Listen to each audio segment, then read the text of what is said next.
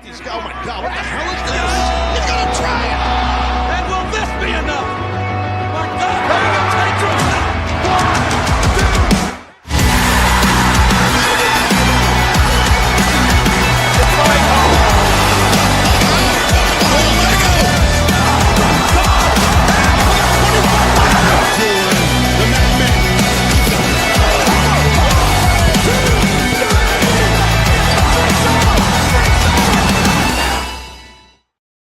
What's up, everyone? Welcome back to another episode of Ruckus Wrastlin. I'm Josh, alongside my tag team partner in this journey, Justin Toner, and today is different. Today is today's a sad day for wrestling. Well, depending on your feelings on it or not, is we lost one of the great icons of pro wrestling today, Hulk Hogan. Passed away this morning at the age of 71. There have been a lot of rumors last few weeks that his health was not good. Some saying that he might even be on his deathbed. Others were refuting it, including those still close to him, like Jimmy Hart, saying that he was doing all right, just that he was dealing with complications from recent neck surgery. I think it was in May. But I'm going to read off the details that made official by police in a video conference that they did earlier today. Hulk Hogan, Rene Belia, passed away today at the age of 71, following what was described as a massive cardiac arrest at his home in Clearwater, Florida. The Clearwater Police Department issued a statement on his passing, confirming that they responded to a medical call at 9:51 a.m. Eastern Time. He was taken to a local hospital where he was later pronounced dead. The Clearwater Fire Department and Police Department personnel responded to a medical call at 9:51 a.m. today at the 1000 block of El Dorado Avenue in Clearwater Beach. The nature call was for cardiac arrest. 70-year-old resident Terry Beleda, also known as Hulk Hogan, was treated by fire and rescue crews before being taken to Sunstar to more in-plant hospital, where he was pronounced deceased. The police chief of Clearwater announced this during the press conference that he was officially declared dead at 11:17 a.m. this morning, and that they are conducting an investigation to make sure that there's nothing suspicious or foul play involved in his death. Yeah. I don't suspect there'd be any foul play based off of the recent past few months and all the rumors. The cardiac arrest may be due to complications from the surgery. Well, most likely we'll know for sure once the autopsy is done. Needless to say, this sends shockwaves through the IWC and people all across the country. It's hard to put into words for a bit. Just and we're gonna talk about it. I mean, like, Hogan has done and said things over the years that have pissed off a lot of people, and that's understandable. We're not here to declare that he was a saint. He was a human being. He was imperfect. He was flawed. Well, we're going to talk, and we'll mention, the things that people have issues with, and understandably so, and those are completely justified. But we're not here to put him on a pedestal. We're here to talk about his legacy impact on pro wrestling and us as fans of wrestling. I'll start with me because I grew up with him. He's the reason that I am a pro wrestling fan. When I discovered wrestling, it was through the WWF. And I was drawn immediately to Hulk Hogan's persona, Hulkamania. I mean, I was a diehard Hulkamaniac for many, many years through the 80s into the 90s. I looked up to him as, one of the big good guys, and he created so many memories. It's like facing Andre at WrestleMania 3, which was one of the first big wrestling shows that I truly watched, and I was so excited for Hogan and Andre and all that drama. And then him and Macho Man coming together as the Mega Powers, that whole storyline, one of the greatest wrestling storylines of all time. I was completely captivated because I loved both Macho Man and Hogan, and it's like them coming together was like the awesomest thing ever for young me as a wrestling fan. It's like it's like many other feuds. I mean, like I missed out on the early like rock and wrestling stuff with Roddy Piper at WrestleMania 1. It's like I came in like between like WrestleMania 2 and 3 as a fan.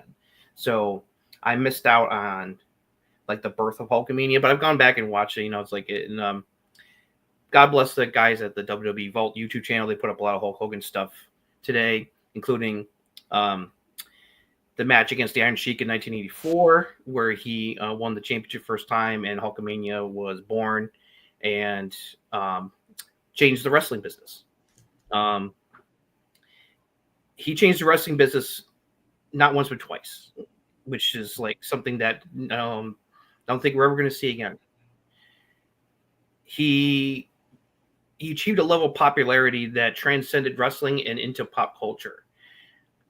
People from my generation who are not even wrestling fans or never watched wrestling know who Hulk Hogan is. Mm-hmm. And that tells you all you need to know. Like, people who have never watched a single wrestling match or show in their life, they know who Hulk Hogan is. Right. Yeah. He went to Hollywood. He did movies. He achieved a level of popularity and fame that few have ever matched. Probably the only one you could say, because Vince tried his hardest to find another one, someone who could take Hulk Hogan's place at the top of the food chain in the WWF, and went through a lot of people. It's like Brett, Shawn, and many others, Diesel. It's like heck, he tried with Lex Luger at the jump. You thought he could replicate it with Lex Luger. It didn't work. I mean, they still had success, but as much as I love guys like Brett and Shawn, they didn't transcend wrestling like Hogan did. Mm-hmm. It wasn't until Stone Cold that we saw someone else transcend wrestling and go into pop culture. It's like Stone Cold was the one who achieved that kind of level. And for this generation, people will probably argue Cena was the next one who did that. Yeah. And you can make a fair argument that, he like Stone Cold and Hogan transcended wrestling. But he did it first. Pro wrestling would not be where it is today if it wasn't for what Hulk Hogan did. The WWE as it is today would not exist if it wasn't for what he did. And Vince has said more than once that, for all the things that he chose to do and all the moves he made in the 80s into the 90s to make the WWF the number one wrestling promotion on the planet, that he couldn't have done without Hogan. It's like he saw what others did not, that he could be not only the top star, but help take wrestling to another level that had never been before. And because of Rock of Wrestling and WrestleMania and then WrestleMania 3, it's like it was off and running. And then just when his popularity was starting to wane, people getting tired of Hulkamania. He was like, even by that point when he was in WCW, it was kind of like Hulkamania, him being the big conquering hero, the way he was booked. It's like I didn't care for it anymore. And then Bash to the Beach 1995 happened. He turned heel, formed the NWO with Hall and Nash, and changed the wrestling business again. And put WCW in the driver's seat and nearly put WWE out of business. 87 weeks, right? I forget the podcast name that Eric Bischoff did for a while, but it was 87 weeks. But they had them. They had WWE on the heels, man. They won the ratings for that many weeks in a row before thanks to the really embracing what became the Attitude Era during the Monday Night Wars, finding the big stars like Hogan and The Rock, and Triple H, Mick Foley, many others, and was able to turn things around. It's like that heel turn and the NWO was a transcendent moment in the history of wrestling, because there had been a whole generation of people at that point who had never seen him be a bad guy, because he was a bad guy early in his career, right? Before he became famous thanks to appearing in Rocky III as Thunder Lips against Stallone. That put him on the map. pretty much. And it was because of that Vince was like, okay, it's like this guy. And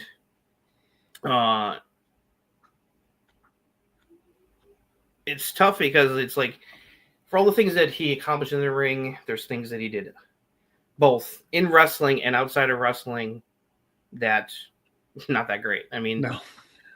Even in the late 90s, as the internet became a thing and kayfabe disappeared for me, and I understood, everything that wrestling was not real, heard all the stories and reports about what Hulk Hogan would do behind the scenes, his creative control power, and then watching it unfold in the worst possible way at Starrcade 97 with the match with Sting, which should have been a great culmination of Sting finally conquered the NWO, turned into a complete shit fest that one of the first stumbling blocks that led to WCW falling off the cliff. It's like it wasn't the only thing, but that was one of the first big screw ups.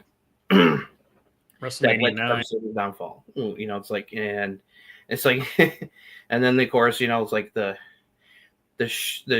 work that turned into a shoot with Vince Russo at Bash at the Beach 2000. That's legendary. Finger Poke of Doom even before that. WrestleMania 9 with the Bret Hart Yokozuna stuff. Yeah, that was the first sign that when I was young that something didn't feel right. It's like, that's been well documented. They had a great WrestleMania 9 documentary that went into a lot of detail from everybody's perspective about what happened that day.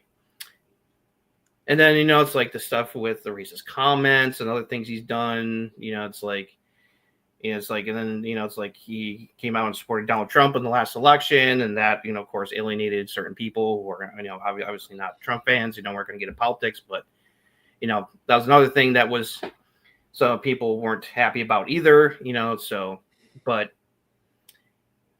in the end, I prefer to look back at what he did and contributed to wrestling as a whole and think of the positives, like some other people that I know that I respect have said today, and not to dwell on the negative aspects of him as a person. I can separate Hulk Hogan, the wrestling character, from Terry Bollea, the human being who was not perfect in any sort of fashion. And I had my issues with him, and, it's like stuff like that. But this is a sad day for the wrestling world, the wrestling fans in general. Lost one of the greatest icons in the history of the sport who changed the game more than once. And there's definitely Vince and many others have tried to find the next Hulk Hogan, and others have come close. Like I said, Stone Cold and Cena and others, Rock. You could say came close, but there will never be someone like Hulk Hogan ever again. No. Jeremy's in here. Yeah. RB Hulk. And then GIF, what a weird day. Yeah. It's been a weird day because if anyone's watched the show knows that I got into wrestling a little bit later, basically when the NWO was the thing, when I finally started to pay attention to it. That was when the NWO was, it was going. And so I just saw him as Hollywood Hogan. And I was like, wait, is that this, like, I was just so young and naive. I'm like, isn't that the same guy that was in, like, I seen Red and Yellow and all these clips and stuff like that. And then obviously once I started to really like it, got into it and put all the pieces together, realized, what a heel and a face was and all this stuff.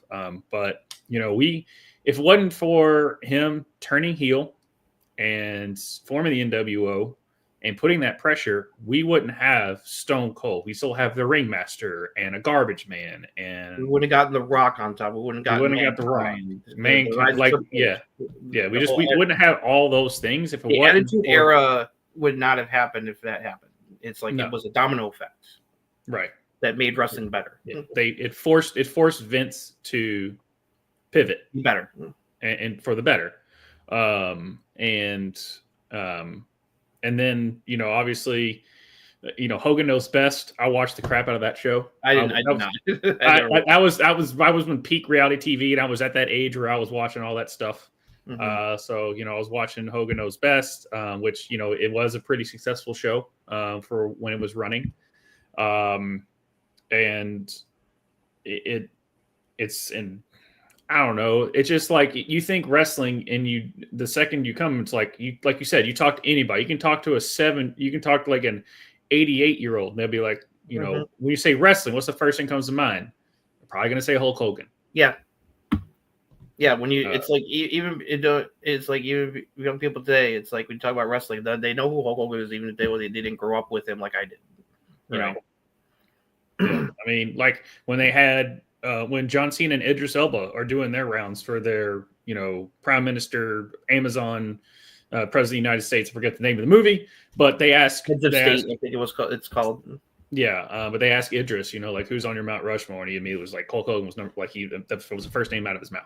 Yeah, didn't know Idris was a wrestling fan, so yeah, and it was just like okay, and say Hulk Hogan. And that's the thing is like even if you're not a wrestling fan, like if you just want to make one up, they're gonna say Hulk Hogan in there, because you can't deny his impact, despite what you think of the person himself, and even his backstage politics that he would do that we know because we eat, breathe this stuff. The way he sabotaged certain people and stuff. It's terrible. It was bullshit. Yeah. It's the same way we would view Shawn Michaels in his early career. Yeah. On those type of things. So, but you cannot deny what we probably wouldn't be doing this show if it wasn't for Hulk Hogan. So, and to be fair, there's people especially people like Tyson and others who, African community who forgave Hogan. He tried to make amends.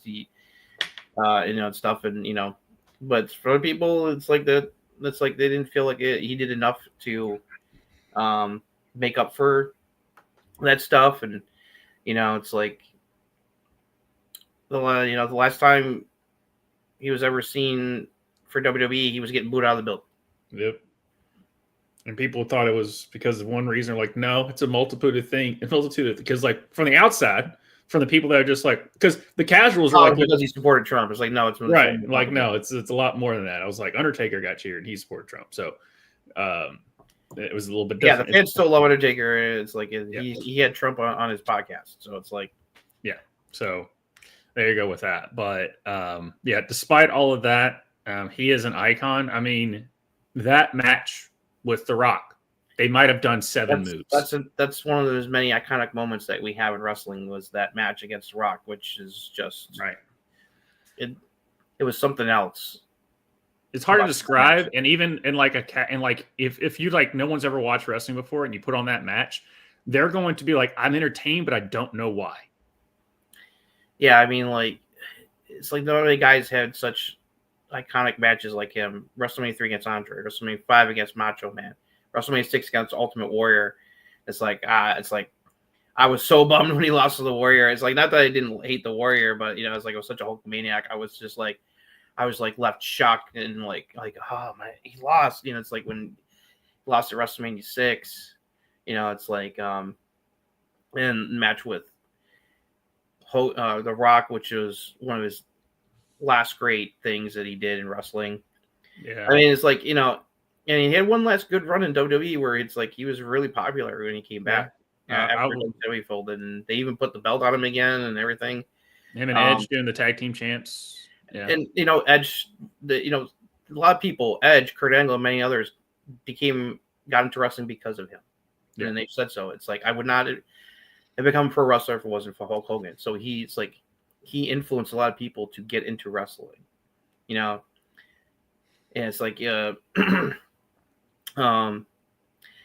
it's like the stuff in TNA, him and Bischoff, that was not great. It's like that's a long spiel. It's like it's like they tried to make TNA a viable competition to WWE, and it didn't work. We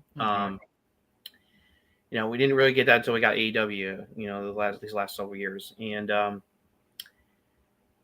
so yeah, it's a sad day. It's like for if the other stuff hadn't happened, I probably would have like cried my eyes out. But I'm just left very sad. Yeah, and especially of how like the reaction, even from some of the people that were in the wrestling business, it's been like both sides of it. Yeah. That you see how the response is, because some people are, are sitting there like, hey, this is, and people outside of wrestling like Stallone and others, paying tribute to Hogan. Christopher Lloyd, who co-starred with him in Suburban Commando, which I went to see in the theater because I was such a Hogan maniac. It's like tweeted out his respects. It's like about with the Suburban Commando poster today on X. And a lot of wrestlers from all different companies saying what an influence Hogan was, and stuff. And it's nice to see, and glad that people are trying to emphasize the good. And it's like, and we're not trying to, like I said, we didn't try to ignore the bad. We talk, it's like we just don't want to get into it because it's like rather things be positive, in this kind of situation. So condolences to his family and his friends. So it's a sad day. Mm-hmm. Yeah, it's just kind of crazy. It's only Kevin Nash of the OGs. Yeah, he tweeted out his love for Hogan. It's like they were close. He was clearly close with Bischoff. It's like I was just thinking that. I was just thinking about that. About his random cameo in Gremlins 2. Gremlins 2, yeah. The cameo in Gremlins 2, the new batch, is really funny. Yeah. But yeah, he's you can't deny his impact. I don't, like you said, like as far as like Hogan, and then Brett and Mike and Sean tried to do it, really couldn't recreate it. Changed the game twice. Yep. And then Stone Cold happened and vice versa. Well, much as Paul Heyman liked to say that he had influence on why they turned him heel, he still was the one that, pushed it over the edge, and everyone started talking about it. I mean, I've heard some people say, like, kind of saying, like, are huge Hulk Hogan fans, and they were saying, like, I loved wrestling, and then all of a sudden, wrestling wasn't cool anymore, so I kind of got away from it, and then Hulk Hogan went heel, and everyone was back in, like, everyone was back in, as far as that time, with that NWO, and that was like that 97 to about 2001 was, you go back and watch those Raws and those WCW, those Nitros, and it's just like you don't get that anymore. You just don't, and it's all because of that one leg drop on Macho Man Randy Savage at Bash of the Beach 1995, and we had 5 years of just nonstop adrenaline rush, amazing wrestling television, and it's all because of that leg drop, in a sense. Yep. And then, like you said, doing that leg drop really fucked up his back very badly. Yeah. So it's like you said, it's a sad day, mixed emotions for sure on it, because I'm kind of trying to separate the art from the art from the artist, but then the art's kind of tainted as well, in a sense, as far as the backstage stuff that went on. But as far as the moments and when the bell actually rang, other than a couple of things like the Jeff Jarrett stuff and the Finger Pointed Doom, but when the bell rang, those things are shaping while we're sitting here today. Yeah. And so that's what I'll always be grateful for, because a lot of wrestlers, people are like, man, he was really young at 71. I was like, not in wrestler years. And as far as him, and they kept, I don't know how many times they're saying he should have retired, like 17 times in his career, and he just kept going. Like many others, like Ric Flair and others, he had a hard time walking away from the business. Mm-hmm.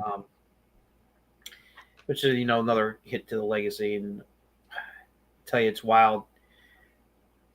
Ric Flair has outlived so many people I didn't think he would live with the way he's with his lifestyle and everything. Yeah, so he took it pretty hard. He and Hogan had become pretty close over the years. Bruce Beefcake Millers, who either were close or once were close, definitely hit hard. Yeah, pretty sure it's hitting Kevin, because Kevin always speaks proudly of him, his relationship. I did see a tweet that he sent out. Just basically, it was short and sweet, to the point. Triple H had long one. Yeah, Triple H, HBK Mailer has had really nice ones. Kurt Angle, it's like Yeah, I haven't seen anything from The Rock yet. it's been a hard week for celebrity deaths this week. I mean, a lot of people from my childhood have gone the last couple of days. Michael Jamal Warner from the Cosby Show tragically drowned while on vacation with his family. Absolutely horrible. Ozzy Osbourne passing away yesterday due to complications from Parkinson's. It's like he had ties to wrestling. It's like going all the way back to WrestleMania 2. And then today, it was like boom, boom, boom. It's just like it's been an ugly week. Yeah. So. Yeah. I don't know. Yeah. They were saying, Ozzy, and he had some. He's a Hall of Famer. Mm-hmm. He's in the Hall of Fame too. Yeah, but one other sad news, and hopefully there's a lot of people concerned, and hopefully things will turn okay. Leda Black, formerly known as Cora Jade, announced this earlier this week that she was stepping away from wrestling for the rest of the year. Sounds like she's got some personal stuff going on that is affecting her ability to be able to perform. So she's taking a step back, saying she's going to try to work things out and get her head on straight. And so we don't know what's going on. People are concerned, understandably.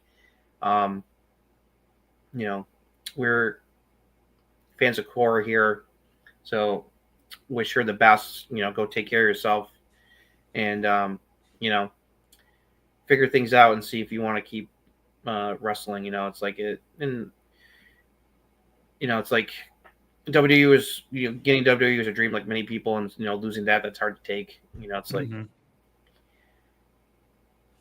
yeah. So just we hope do what you gotta do. So wish the best for her. Hopefully she's going to turn out all right. Yeah. I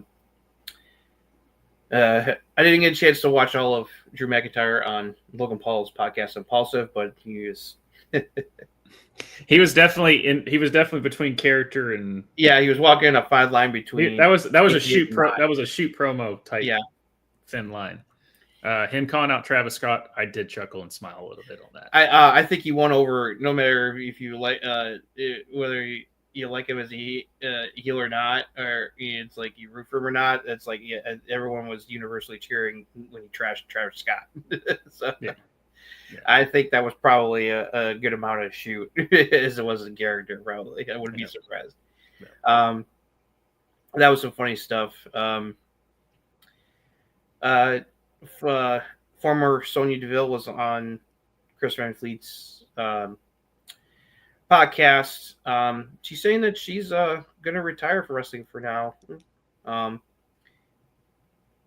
She doesn't hold any will. From what I didn't catch the area, but from her, she said she doesn't hold any will to WWE. She understands, it was business, and she loved her time in WWE, and she doesn't feel like she wants to go wrestle anywhere else right now. So she's choosing to step back from wrestling for the time being as well. So it's like, and she says she's got other stuff lined up that she's got in mind to do. So good for her, and it's like, and wish her the best. Glad she's taking it very well. It's like that's not easy to do. That kind of situation. No. And Montez Ford was on with Chris Van Fleet. I saw some tidbits and. Oh, he was on Van Fleet this week too, ain't it? Yeah. And he basically was kind of saying what Gift Taylor's always been saying. It's just like, what else do you want from me? Like, I've got this, I got that, I got this. Like, so what are we doing here?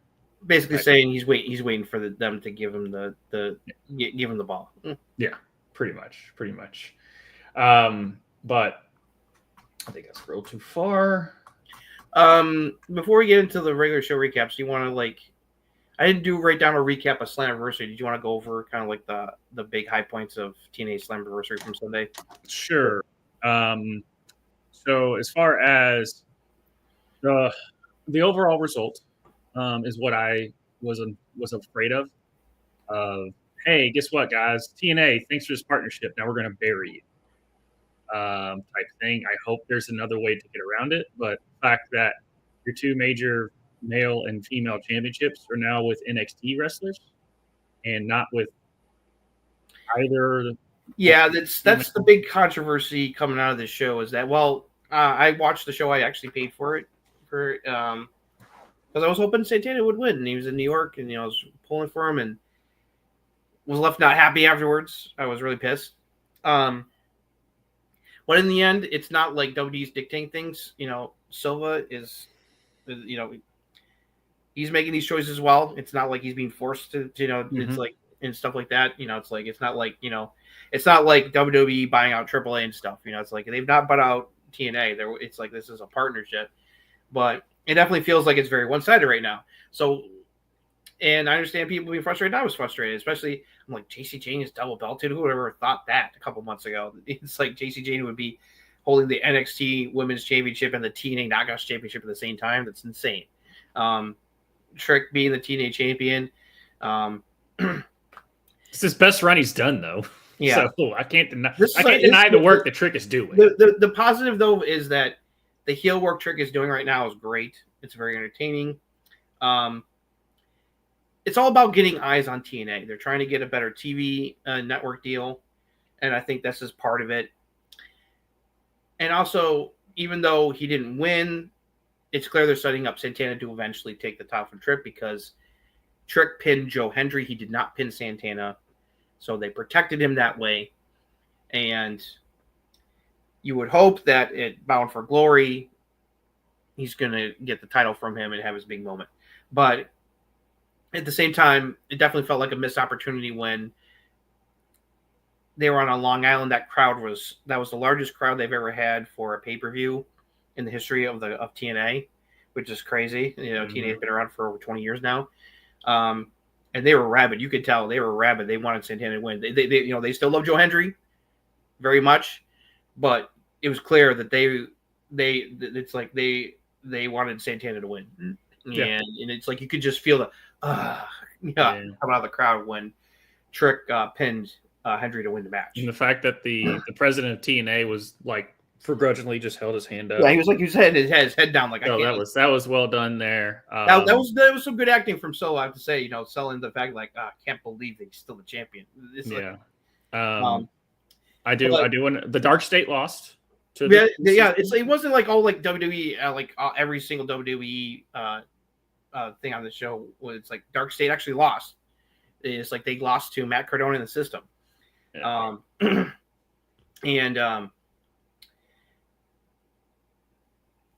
The ladder I match. saw some people speculate that hopefully this leads to TNA kind of like coming together and kind of like taking it to WWE. And from what I'm seeing on, I keep an eye on what's going on in Impact tonight. It seems they're heading that way. That it's like retaliation from TNA is coming to NXT.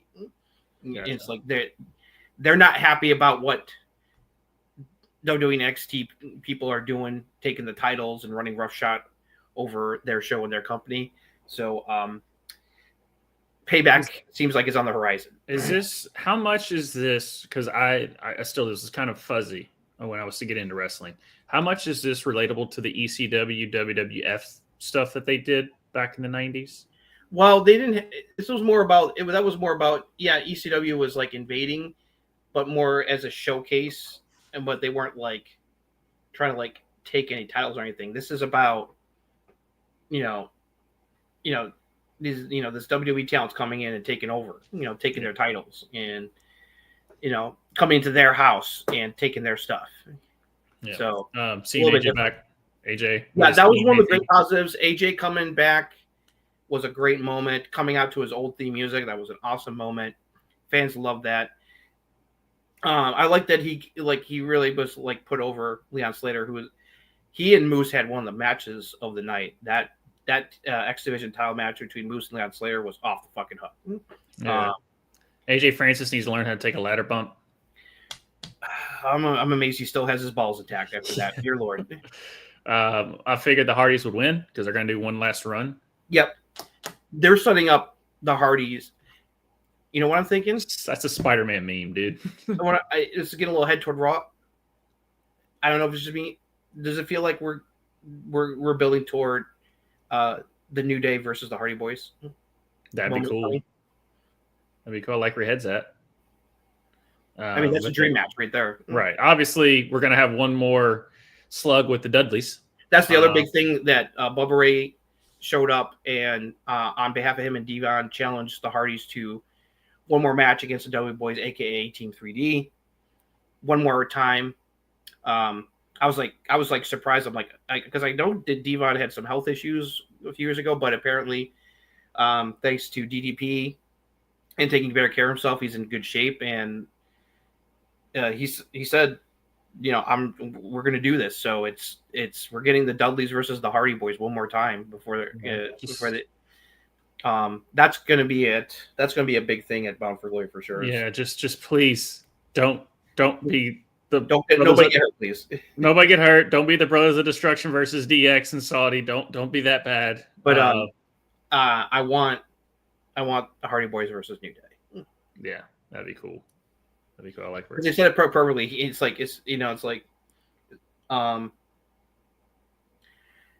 that's how they can use and that's how they can get Biggie back. Biggie is in the as back up the Hardy Boys because they're positioning Grayson Waller as like the third wheel in the New Day. So what better way for Biggie to get payback by supporting the Hardy Boys to take down his old his old friends who betrayed him?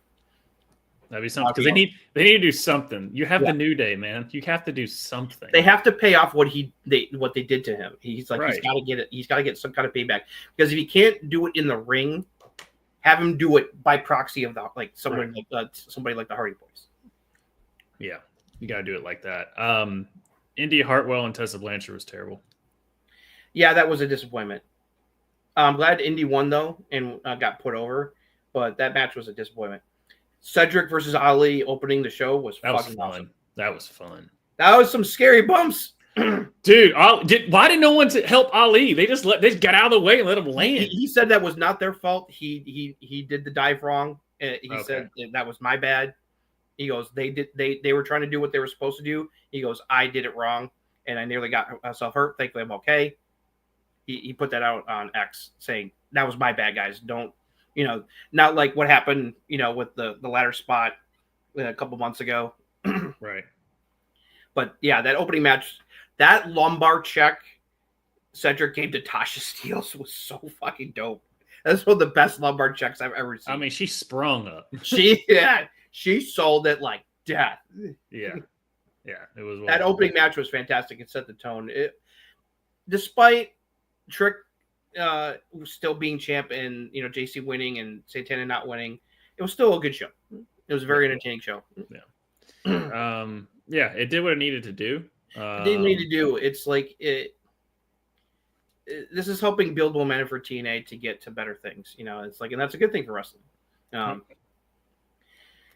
So hopefully maybe AJ will maybe have one more match in TNA as well. It's like he sounded like he wasn't.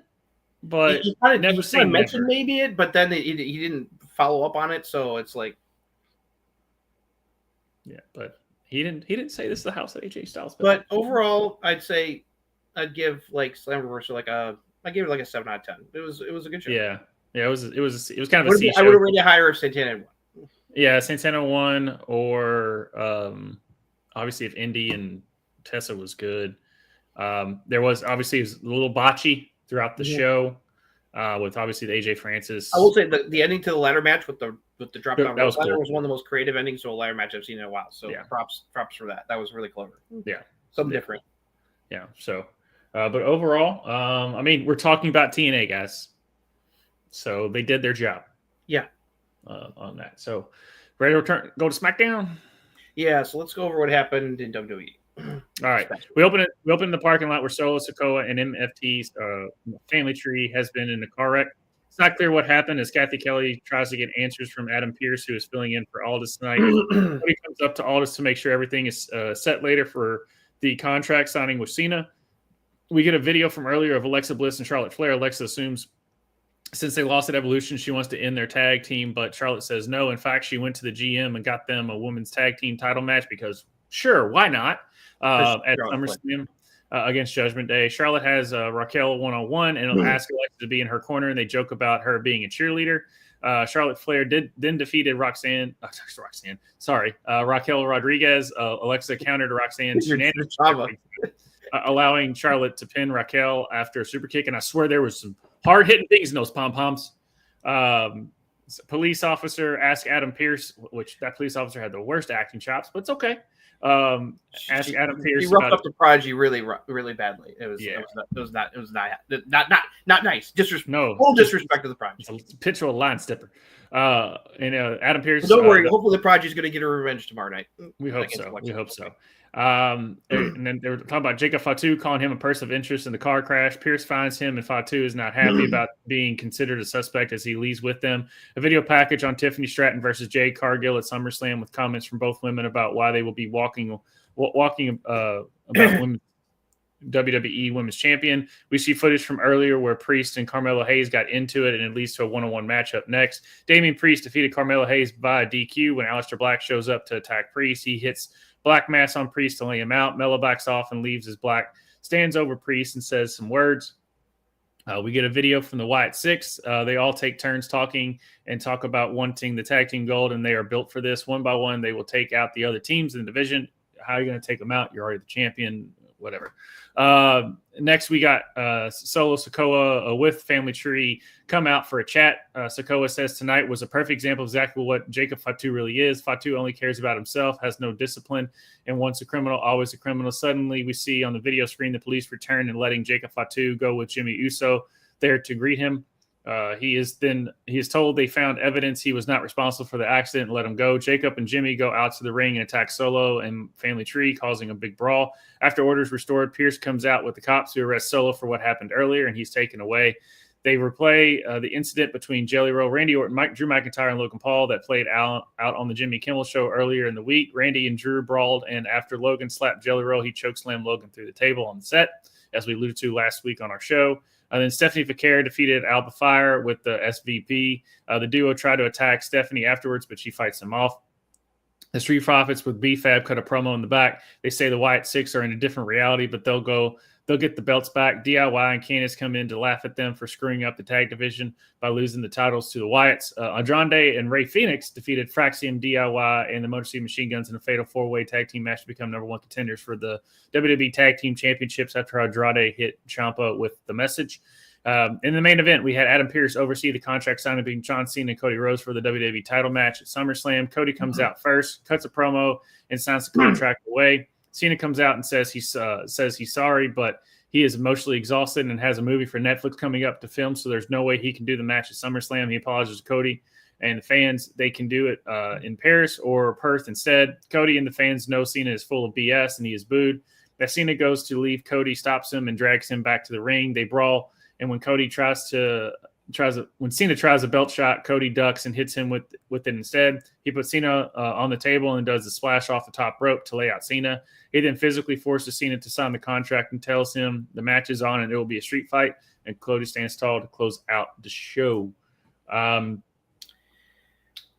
Okay. At least they did some backstage stuff that I was complaining about before, because it feels like every show, SmackDown and Raw, just doesn't have much like we were saying when Swerve destroyed the Young Buck stuff, and they do AEW at least try some different things. It doesn't feel like paint by numbers stuff that SmackDown and Raw do. And I was like, man, I'd like to see that stuff.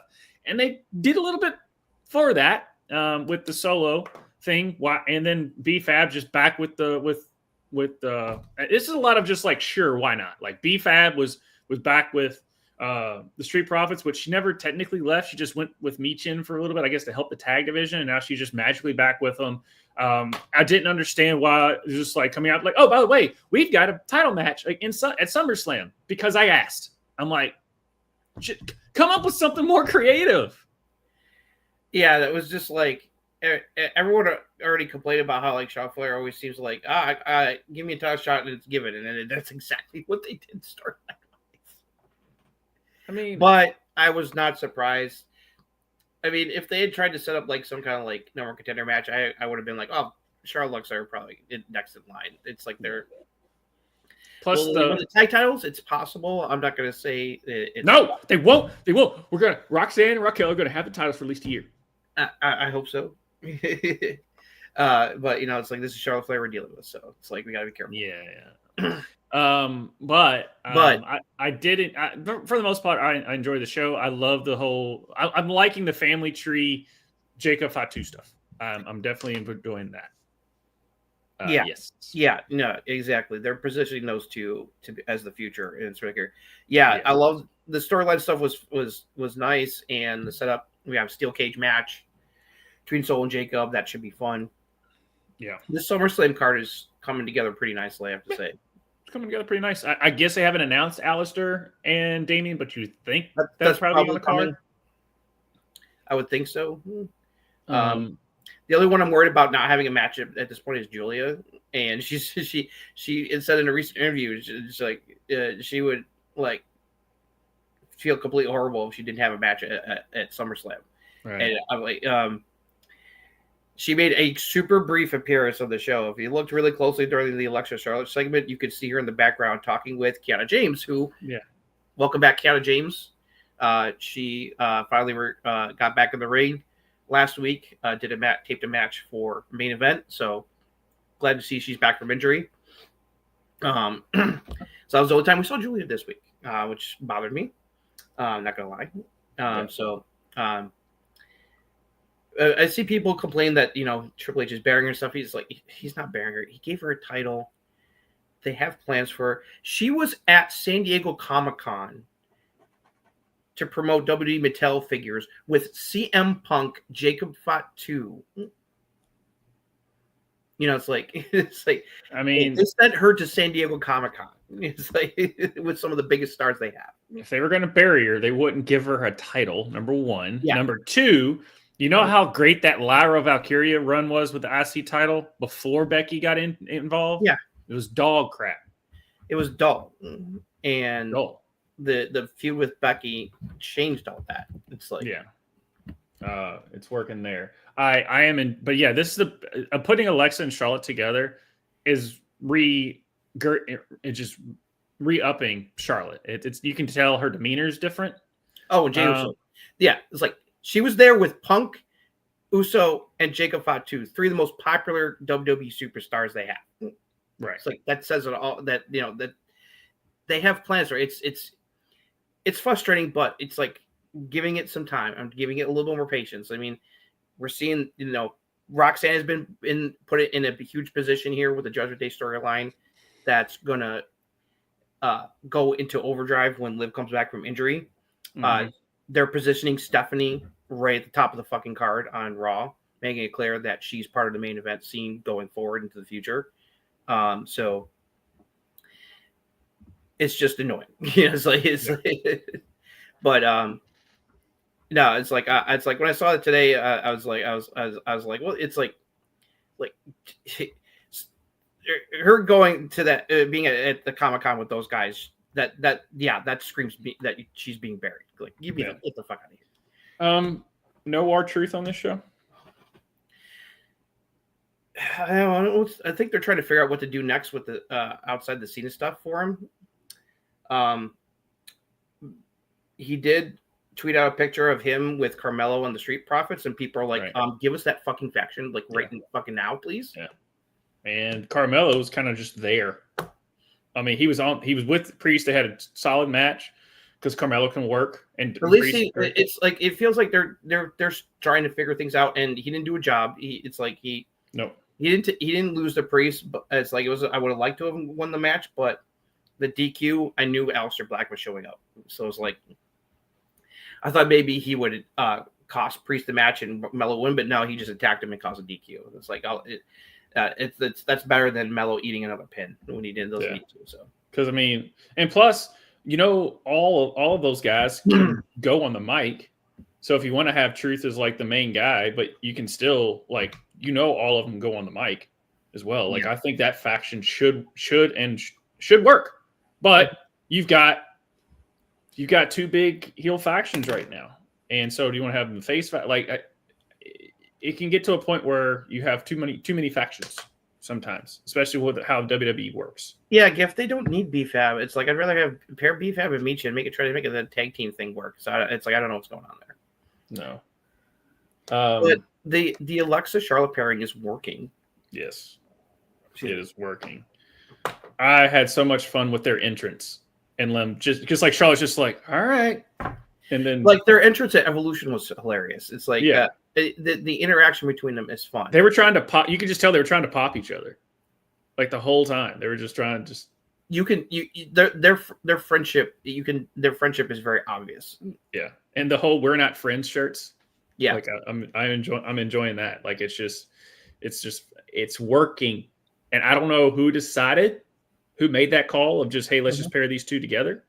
Maybe it was, I don't know, whoever it was. This new war that Chelsea and the Secret Herbs are having with Steph Curry, I would think it's leading to some kind of match at SummerSlam with Nikki Bella involved, maybe Brie Bella as well, a 6-1 tag. Who knows? We'll see. It was just weird that, like she just shows up to and beats Alba Fire in like a squash. But the stuff continued on Raw. We'll get that in a second. So it was just weird. It was just like they didn't were like, oh, she's here. It was, yeah, but she's a Raw superstar. I know that for a big shows like SummerSlam, they lessen the lines between the brands a bit, but it was like, come on. It's like give a little bit of a more better explanation why she's on the show. Right. Trick on Raw before 2020. I don't know. Time will tell with that, because they're obviously he's very much involved with the TNA NXT stuff. He's doing great work with that. Unless they're pivoting and need him because of Seth Rollins' injury, or I don't know. I just don't see where they would put him right now. The other thing I think is weird is that people are all flipping out like, oh, we're gonna get that double turn. See, Cody's gonna hit. I'm like, why are people having such a fucking hard on with Cody going heel? It's like they're bored, and people like to fantasy book and be right. Yeah. Guys, do you see the kids stuff that Cody does? It's like he's not steel to the fans. If he becomes steel to the fans, then they're gonna turn him heel. Right. It's like, yeah, they're setting up Cena going back to being a face, but I like that Cody was like, fuck this shit. You're full of shit. And even though the fans don't like to boo Cena, they were booing the fuck out of Cena because they knew he was full of shit. He was lying. Yeah. And Cena went for cheap heat this episode, dude. He went for cheap heat. Yeah, he did. With the whole, like, I'm not going to do it. I'm not going to do it. Nope. Like the typical, like, heel stuff, which, acting all Hollywood is like, I got to do this movie. I can't get injured. I'm sorry. I'm sorry. It's like we'll do the match in Paris, or maybe at Perth. It's like, but we can't do it sometime. I'm so sorry. Yeah. It's like so insincere. So the fans were perfectly okay with Cody being a little heelish and beating the fuck out of Cena and forcing him to sign the contract. Yeah. I'm going to mix these two together, even though it's a Raw. It also involves Raw. The number one contenders for the tag team championships on both shows. I'm surprised on who are going for them. But the way Andrade and Ray, there was a couple of like when they did the double and he had to like push Ray. He goes, Ray, go that way. Like I remember that in the match. You remember what I'm talking about? Where like they kind of like they stumbled there and Andrade was like, Ray, go that way. I remember that part, but you could just tell I was like, they're putting a lot, like Ray and Andrade are doing a lot here. I'm like, are they getting ready to go over? And they did. And then when I was watching the number one contenders match on Raw, I was like, man, the LWO were really being showcased right now. Are they about to go over? And they did. Yeah. And it also let's freshen things up. Freshen things up, guys. Give them the ball. See what they do with it. I'm okay with both of that. I know DIY is your boys. But I love we both love Fraxium. It's like we both love Fraxium. Fraxium's going to get their moment. They're going to get their time. Yeah. Now that being said, ever since they've gotten on SmackDown, what the hell are you doing with Fraxium? You're right. In that tag division, but yes, Goofy. It's this. Yeah. The heel run has been so up and down. Yeah.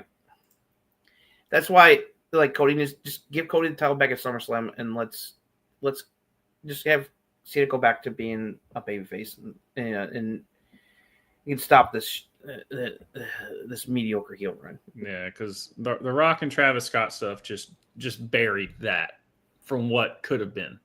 Yep. So facts. Yeah. And the only time the Cena heel stuff worked was the R-Truth stuff and Punk. That was it. It was the only time that really fired. Because even the Randy Orton stuff didn't really work. Surprisingly, it's the street fight because guess what? That's the only way you can book these things now with Cena. Yeah. That's it. It stinks. That's why it's a street fight. It's smoke and mirrors to hide that he's washed. Yeah, smoke and mirrors. But it's kind of weird that, Cena can't go like he used to, but yet, you've got CM Punk going out there and just putting out bangers. You've got Rey Mysterio still going out there. Obviously, he's not wrestling, all the time, but he's still going out. Injuries have really, screwed things up. I mean, like, they're setting up some stuff with Mysterio, and they had to completely change that because he got injured before Mania. Right. Liv getting injured, has changed things, but for the better because it's benefited Roxanne. Yeah, we'll talk about this the second we get to Raw because I'm loving what they're doing with the Jester Day stuff. Yeah. All right. Anything else you want to talk about on the show, dude? No, I want more Julia on my TV. That's all. They are going to try so hard to make this Jade Tiffany Stratton stuff work, and it's just not. No one cares. Oh, please. Am I wrong on that? But no one cares. Praying Bianca turns heel and saves us from a Jade title reign. No one. And Tiffany and Jade are going to try. It's putting Tiffany in between a rock and a hard place to try to carry that match. Because that was when what happened with Naomi, which we'll get to Raw. Naomi was awesome on Raw, by the way. But when she did what she did at Evolution, they put the Brawl belt on her. I was like, yay! Oh, crap.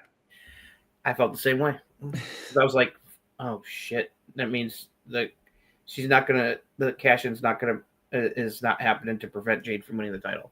Yeah. Damn it. Yeah. Because, Tiff has had some roadblocks because the Charlotte Tiffany stuff was a dud. But then she's had some other good stuff because Tiffany's still great in the ring and the fans like her, but it's just like her reign has been subpar and it's not her fault. It's been the booking. And plus, the booking's like, is she a baby face or is she a heel? Because her promos, I still can't understand. Jade would be the heel. She's better as a heel. It's like she was great as a heel in AEW. It's like I don't know because she doesn't come off as a likable babyface. Jade, no. I'm sorry. I think that's one of the problems. Yeah. All right. But other than that, that's pretty much what. Let's go to the better episode, Raw. Gotcha. All right. So as we open the show, we see Judgment Day arrives together with AJ Styles as the valet, still messing with Dirty Dom, though he tosses the keys over his shoulder. CM Punk comes out to cut a promo about facing Gunther for the world title at SummerSlam. He came back to WWE with two goals in mind, finally main event WrestleMania and be world champion again. He got to main event Mania this year, so now it's time to get the gold. He promises to give Gunther everything he has. Gunther comes out to interrupt. He says they're both here to win titles and make money. Gunther knows he has a big ego, but unlike Punk's, his isn't based on the fans. It's on results in the ring. He says we'll take out Punk at SummerSlam, and all that he will have will be the fans cheering for him when it's over, and he leaves before Punk can respond. Jackie Redmond is interviewing Stephanie Vicaire backstage about recent events from earning the title shot at Clash in Paris to fight Green and the Hervis. Naomi interrupts and lets her know after she beats Rhea and Io at SummerSlam, she will take care of her in Paris. She does her evil laugh and leaves as Vicaire is obviously angry. That was a great thing there. That was amazing work by Naomi. I'm digging the super villain laugh from Naomi. It's fun. I was just smiling like the whole time she was cutting that stuff on Stephanie. I was like, and purposely mispronouncing her name just to be a dick. Yeah, I mean, and just like the way she was doing her hair, I was like, she's on a run. Stephanie was like this close to like punching her in the face. Yeah, it was so good. She's just doing great work. Then Sheamus defeated Rusev with the bro kick because best of 7. Yep. When it's Sheamus, what are we gonna do? I don't know. It's a quality opponent. You want to do best of 7? Yeah. El Grande Americano speaks some heavily accented Spanish while being interviewed in the back, but Dragon Lee comes in to say Americano is all fake. Americano calls Lee basura, which is trash, and they brawl before being separated. Lara Valkyria comes up to Bayley and is stunned that she has gotten them a women's tag team title shot tonight after everything that's happened between them lately. Bayley says, forget about that and just focus on tonight. Lara is still left confused. Yeah, because even Bayley had this weird demeanor about her. LWO defeated the Creed brothers in the New Day in a triple threat tag team match to become the #1 contenders for the World Tag Team Championships when Wild caught Kofi in a surprise roll-up for the win. Io is talking with Asuka and Kairi Sane in the locker room. They say they are going to win the tag titles again soon and believe Io will win the Women's World Championship back at SummerSlam. They leave and Stephanie Vaquer comes in to talk to Io, telling her she will be ready in Paris if Io wins at SummerSlam. Io says, why wait until Paris to see who wins? Let's fight tonight. And Stephanie accepts. Adam Pearce wants Dominic Mysterio to get his injury evaluated, but makes an excuse that he has to go help Raquel and Roxanne in their match tonight. Dom turns around and finds AJ Styles dressed as a janitor mopping the floor, still stalking him. AJ tells New Day to watch the wet floor and have a meltdown about things not going their way lately. Grayson Waller comes in to tell them that he and Austin Theory are done as a team due to him getting injured and offers to join them. New Day ponder the offer as he goes to get their car for them. Becky Lynch comes out to cut a promo on Lyra ahead of their title match at SummerSlam. She invites Lyra out to talk, and she comes out to her music. She lets Lyra know she is adding a stipulation to their title match. If Lyra loses, she can't challenge for the women's IC title as long as Becky is champ. Lyra is fine with that and wants the stipulation in return. She wants the match to be a no DQ, no count out, anything goes. Becky accepts those terms and offers a handshake of respect, but it's a fake out, and she tries to attack Lyra, but Lyra was ready and lays Becky out with her own manhandle slam. Way to make the IC title worth a crap, and way to propel Lyra Valkyria, Becky Lynch. Judgment Day defeated Bailey and Lyra Valkyria to retain the women's tag team championships. Dom kept distracting the ref, and Lyra went after him, and when Raquel went to boot her, she dodged, and Dom was hit by mistake. Medical came to check on Dom, and one of them was AJ in disguise, again, who chased after Dom. Becky Lynch, who had been hiding under the ring during the match, takes advantage of the ref being distracted by this and tosses Lyra face first into the steps before hiding again. Bailey's left all alone as a result, and Raquel hits her with the Tejana Bomb for the win. In the back, Sami Zayn is interviewed ahead of his match with Cross tonight and vows revenge for what he's done to him lately. Dominic is looking for AJ in the back, but finds Judgment Day, who tells him to calm down. Adam Pearce comes in to tell Dom that he's either getting evaluated tonight or he's losing the Intercontinental title. Then Karrion Kross defeated Sami Zayn when Scarlett distracted the ref and allows Kross to hit Sami in the gut again with the pipe and pins him to win. The crowd likes Karrion. Adam Pearce and AJ Styles ask a member of the medical staff if Dom is finally cleared to wrestle, and Dom jumps AJ from behind, laying him out. Dom tells AJ he will see him at SummerSlam.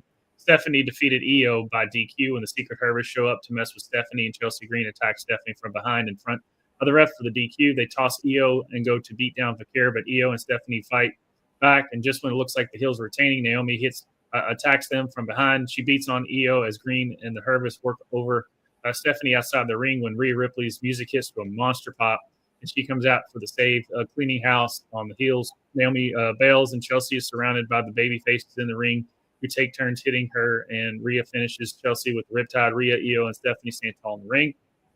In the main event segment, Team Heyman minus Seth Rollins comes out to the ring. Roman Reigns' music hits him, but he comes out to chat with them. Paul Heyman tries to talk to Roman, but the fans keep interrupting him. He finally says he has an offer for Roman to join and lead Team Heyman with Seth out injured, who won't be back for a long time. Roman says Heyman is no longer a wise man, but a dumbass. He is not buying the BS Heyman is trying to sell. Braun is pissed and wants to attack Roman, but Heyman and Bronson Reed calm him down. Roman warns Braun that one day Heyman will turn on him just like he did to him. He says Heyman had a hand in helping him become champion and make the bloodline run for WWE for years, but the Usos, Solo, and even Sami helped too. When he lost the title to Cody, he went home to help raise the future bloodline. The bloodline was family, but Heyman only saw them as another faction. He made Heyman part of the family, and in return, he betrayed him for a best friend he hadn't talked to in a decade, which is CM Punk. Heyman ruined the bloodline, not Roman. Braun has had enough and gets the mic from Heyman. He says Heyman won't turn on him because, unlike Roman, he has value. Roman's prime was 5 years ago. He is the past. Braun is the future of the WWE. He's the big dog, and it's his yard now. He tells Roman to do what he does best, turn around and leave. Roman says he didn't hear any of that trash talk and says use my mic again. He tosses the mic at Braun, and he said, and as he does, he Superman punches Breaker. He fights Reed, but turns around and eats the spear from Braun. They set up Roman to eat a tsunami from Reed. When Jey Uso's music hits, the place goes nuts. as he makes the save, they fight off Reed and Breaker, ending in a double spear on both of them. Roman and Jay stand tall in the ring, talking with Team Heyman, who are pissed off to close out the show. And then after the show went off the air, there is footage of Roman actually eating, and dude's got some. He did it weird, but just in my opinion, the rhythm was off, but it was the effort that counts. Yes, but that great calls by Jay Uso, because he went and he goes go, and that double spear was just so nice. When they hit that. I thought Braun, you can definitely tell he's still got a little ways to go on the mic, but I thought his promo did what it needed to do. I thought he did well for what he needed to say. Right, but you can definitely tell that this was the Cena versus Roman in the past, when Cena would be like, "It's a promo, man," type of thing, and Roman had been like, "I didn't hear a word you just said," and that was just a great little comeback there. Roman was just so good. I love how he's like, I didn't hear. He said, "Maybe your mic's not working." Here, use mine. Yeah, this was the first time that we heard Roman as a babyface speaking, because he gave props. He sounded like a babyface for the first time since he's lost the title to Cody last year. Yeah, and he even alluded to the crowd as like, "I'm their tribal chief," in a sense. Like, he wasn't gaslighting I'm the tribal crowd. chief because they acknowledge me. Right, they acknowledge. Thank you. It's because of the fans, and giving credit to the Usos and Sammy. Sammy. I just like Heyman's reaction, be like, "Freaking Sammy!" Like, yeah, it's like I was like, he didn't make any. He didn't say anything about Usos. He didn't have any reaction to the Usos. He didn't have a reaction to Solo, but he was just like, "And Sammy." He was like, "Oh God, Sammy." Honorary Uso, baby. Yeah. So I enjoyed that. Obviously, now of course it is. I was like, it's like, Roman, you did have a big hand in why the bloodline fell apart. It's like, but of course he's going to blame David. Yeah. But this wasn't a gaslighting, like that's typical what Roman would do when his heel stuff was happening. He'd always gaslight, manipulate. This is the closest we've ever gotten to a babyface promo from Roman. That was pure Roman. It was, because the last time we ever had a babyface promo was scripted. This was the first time that this felt 100% Roman. Yeah. It was very Roman, but as a babyface for the first time in a long time. This wasn't Roman. This was Joe. Yeah, you could tell how much fun he was having. It's I loved all this stuff. I know some people were like complaining, like, why the fuck would Paul Heyman offer him to join? I'm like, guys, it's mind games. Yeah, he's fucking with him. And I love how he emphasized that Seth was going to be out for a very long time. So it's like the conspiracy theories is to work with the injury. It continues because we haven't heard anything on the update about how bad the injury is and how long he's going to be out at all. It's being very hush hush. Sorry, it's like my throat's been feeling funny all day. So forgive me if my voice sounds like it's starting to give. So I got. You're good. Yeah, but Becky did release some things on Instagram and shows them walking with their daughter, and Seth has a knee brace and is on crutches. I don't know. The keeping kayfabe alive, or is he actually injured? I don't know. We don't know. Only time will tell. On that, I loved all this. I loved Breaker's response. I loved that Braun wanted to just like murder Roman, and Heyman and Braun were like, just calm down. Calm down. And Roman a couple times was like, dude, this last warning. You better back the hell up. I was like, back down. I love how he's like, back down, Junior. Sit on. I love when he said sit under the learning chair. I'm like, no, don't summon Chris Jericho. Oh yeah. Thank you for bringing that up. But he was like the learning chair. I'm like, wait a minute. Is Chris Jericho break the walls down gonna hit? That was all. That whole ending segment was great. Yeah. And the other day, it was on Tuesday and during before NXT, Roman put out a video laying down the challenge for him and Jay to face Team Heyman, Braun Breaker, and Bronson Reed at SummerSlam, which a lot of people felt that's where it's going, and so now that's in the official, so that's on the books as well. That match is going to be a hell of fun. Just seeing Roman and Braun get into it before they have like a proper one-on-one match is going to be awesome. Because that just feels like just seeing the two of them interact. I'm like, that's a WrestleMania match, boys and girls. Yeah.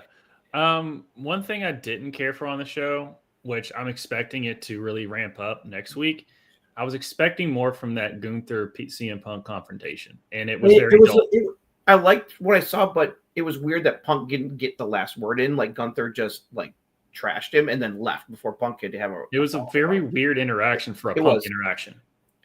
It's weird that Punk didn't get the last word in, which is really unusual. So that was a little weird. I'm hopefully they'll pick up from that next week. That was good. Oh, I like some of the stuff they said.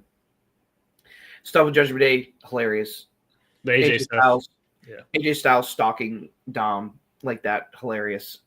Fucking with him because he knows, it's like he was, trying to avoid facing him at SummerSlam for the title line. So, I got to give props to how they booked the tag team match because when it was announced, I'm like, what the fuck is this lazy bullshit? Why are you having Bayley and Lyra challenge Roxanne and Raquel when we know they have no chance in hell, to quote old Vinnie Mac, of winning the titles from them? What is the point?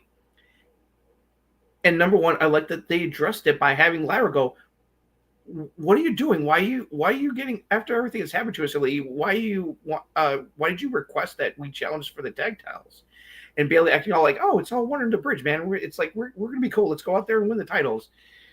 It's like Bayley's acting very sus. I'm smelling the heel turn from Bayley in the near future. Well, I'm expecting, the whole the 4 horsewomen ish of, there's no DQ.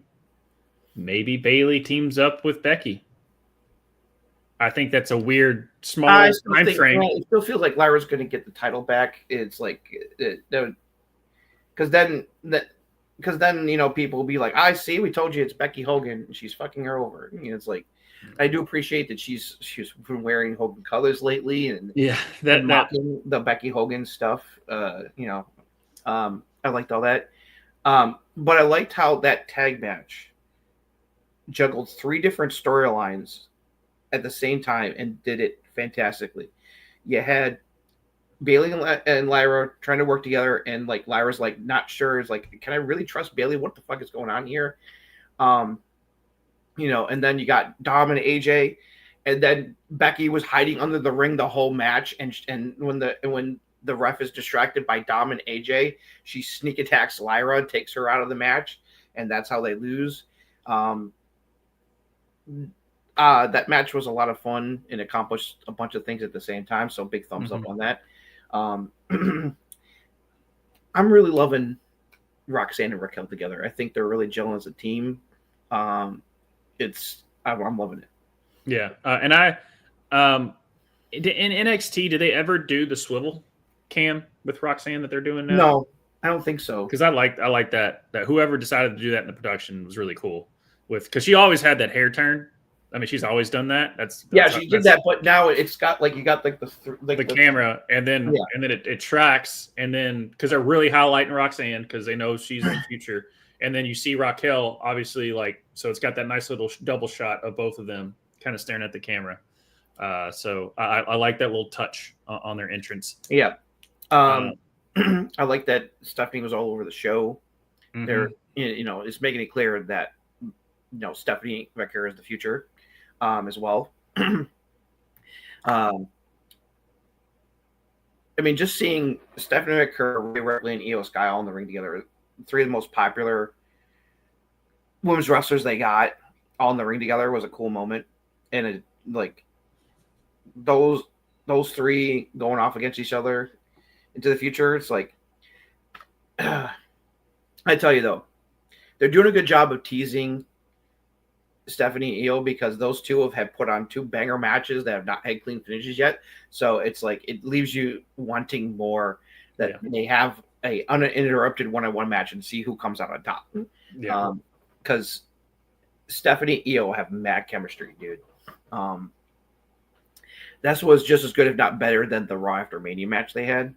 So, and I love the little things, like when Stephanie walked in to Io, she addressed her as Io-san, which, if you know how Japanese speak and their culture, that's a very her addressing her as Io-san is a very respectful gesture that shows that she respects Io a lot as a competitor. But also sees her that, I respect you, but we're rivals. It's like, we're both after the same thing. It's like we both want to be champion. I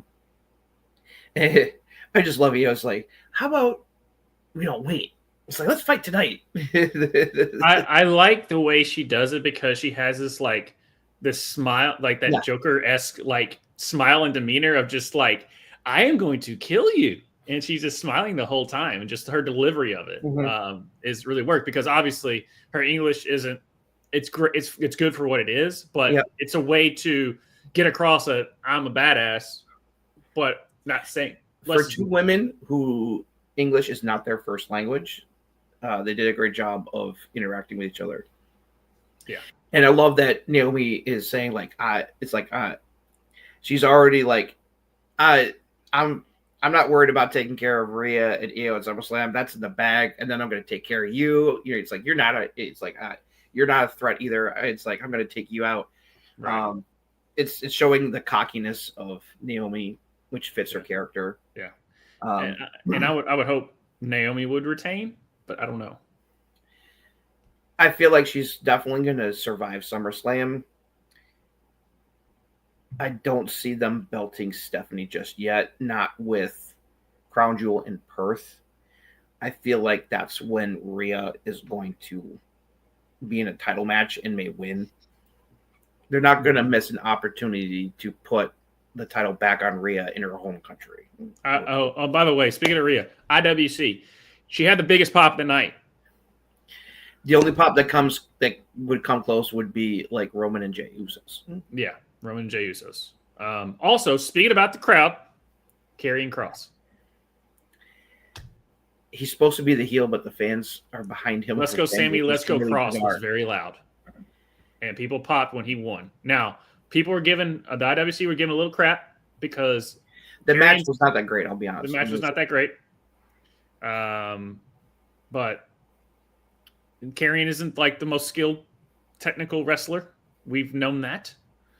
Actually, both women's matches were the best matches. So the tag match, women's tag title match, and then Io Stephanie Part 2 was the triple threat. What LWO did, those two guys. That was also good too, though. Yeah, I'll admit. Yeah, that was LWO win, a fresh challenger. Yeah, I'd say put the belts on them, man. Shake things up. Might as well. Judgment Day may be in danger going into SummerSlam here. It's like all their titles are on the line potentially. We'll see. I don't know if they can squeeze another tag title match in there, because I think we're up to like 11 or 12 matches at this point. Just when I think hopefully we can get at least maybe 6 to 7 each night, I would hope. Yeah. 6 to 7. You can do 7, guys. We saw it in Evolution. Yeah. You can do 7. Speaking about a bunch of matches, and 7 matches. No, it's 10 right now. Okay. Speaking about 7 matches. The tag match between Roman and Jey versus Braun and Bronson, that's 10 matches that are locked in. Okay, so that's 14. That's at least that's right now 5 each night for now. I'm pretty sure they're going to add at least one more each night. I think they're going to add 12. They better give Julia a match, like I said, man. It's like the Rusev Sheamus match. It's crazy how much they can do with as big as they are, and can tell a story that's different from the week before. Yeah. I don't know if you saw that, because I was like, is this gonna be the same match? And I was like, no, there's different beats that they did, the near falls, and they got the crowd. And obviously, I mean, they had chemistry. I mean, Sheamus and Rusev were just walking professionals. So they're gonna go out there and put on a show. But I knew Sheamus was going to take this win, because they wouldn't have did the 50-50 booking and had Rusev beat him twice. But it's something for them to do, because I don't know where else you're going to go with Rusev and Sheamus at this point. Yeah. I like JD from New York's idea that this feud will lead to them forming a tag team, because the tag team division could definitely use them, and they would be a badass tag team. Dude, just imagine Sheamus and Rusev, I guess Braun Breaker and Bronson Reed talking about your meat match. Yeah, the big meaty man flap meat. Yeah. So if that turned into if that turned into put that up there. That's okay. If that Hey, kid. if Cesaro and Sheamus turned in that 7-on-7 turned into the bar. So if this goes 7 and they form a tag team, it's like, is there something? It's like the bar. Is it the pole? Like I don't know. Is it the table? Like I don't. What are you gonna call them? I don't get it. But whatever. But yeah, do something with them. They're too good to just keep. I do glad that they're trying to rebuild the women's tag division. It's like they're putting in the effort here with.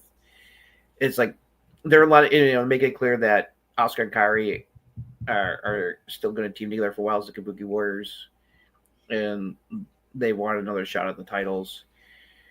Charlotte and Alexa are next. Well, hopefully, Roxanne and Raquel will come out on top. Want them to hold onto the titles at least until Liv comes back from injury, and then see what happens. Yeah. So going back to Raquel and Roxanne and why, at least story beat wise, they finally made sense on why they had Bayley and Lyra challenge them with the whole like Lyra being like, "What the hell?" But at least it makes Roxanne and Raquel look a little bit stronger than if they would have beaten Maxine and Natalia, because people were like, "We don't." That really does nothing for them. Where this at least gives them elevation of like as an actual like it added fuel to like is the what's going on between Bayley and Lyra and also Becky and Lyra, because Becky stuck her nose in to make sure that they lost again. Right. And it makes, and ever since that whole we heard about Kevin Nash telling Raquel to like how she should do certain things, act like the big man, and she is. She's doing really good work right now. She is. Like her and Roxanne, they're really gelling together. Oh wow, Roxanne's good at something. Who knew? Exactly. That's shocker. Crazy. Right? Shocker. I can't believe they don't call her the Podgy for nothing, man. That I do too. Yeah. Hopefully, we'll see that. I always liked Asuka and Kairi as a tag team. But don't have them just do that. It's like But I won't be surprised if Bayley turns heel, because we kind of need more heels in the women's division right now. I mean, Naomi's addition was a good move, and it's already paying dividends.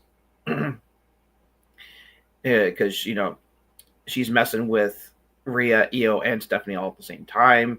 It's like because they're all gunning for her. So it's all good. And then, once Becky and Lyra's over this position, people to step into the IC titles section here as well. Yeah. I mean, I would love to see Roxanne mix it up there, as well. It's like, so there's a lot of, hopefully they'll make some good choices here going forward. Yeah, but I know you enjoyed it. This Raw was a little underwhelming to me. That was a solid show. I enjoyed the Judgment Day stuff. The Roman stuff was a lot of good matches. The ending segment between Roman and Team Heyman was great. Yeah, I was hoping the Karrion and Heyman would be a little bit better as far as that was the big disappointment on the show was that. But, that and then the Gunther CM Punk stuff didn't work for me. Yeah, exactly. It's like, but they're trying to make something on the tag title scene. I get why. Yeah, I mean, we've been getting on them about their women's tag team title scene since it was established. Yeah. So I'm gonna let them do their thing. But so overall, solid show. Yeah.